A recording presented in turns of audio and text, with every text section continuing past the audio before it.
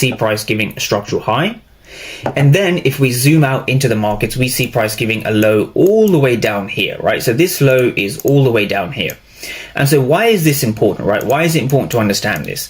So this is our dealing range, right? This is the dealing range that we're currently in, right? So this is a structural high and this is a structural low. And so from here, if I continue to move this out, we've had a break of structure to the upside.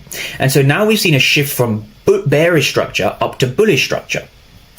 Okay, so now we're bullish in terms of our market structure and we're above an old high. And so this is where market structure and dealing ranges and fair value gaps start to correlate with each other, right? You need to use all of them in conjunction to make an informed higher time frame bias, right? So again, what's going on here? If we go back to our previous dealing range, we had 2 points of interest over here. Now, again, these are valid points of interest because we're above the 50% area. We're above the 50%. We're in a premium. And so when we're in a premium, this means that we should be looking for these fair value gaps to potentially have a rejection off.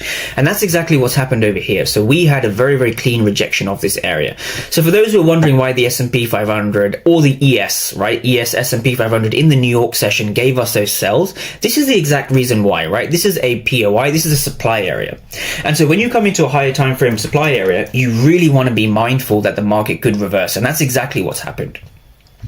So when you look at a supply area like this, you want to think, okay, where are we in price? When you want to form a higher time frame bias, you always want to ask yourself, where are we in price, right? So let's kind of answer that question with a schematic over here, right? So when price moves higher or when price breaks structure to the upside, right, the market will typically do this. We will head higher, then we'll have a retracement, then we'll head higher like this, right? So we are now above an old high, right? What I mean by that is this is the old high and we're above the old high. So now we're in a position where we're above the old high like this, and also to give us extra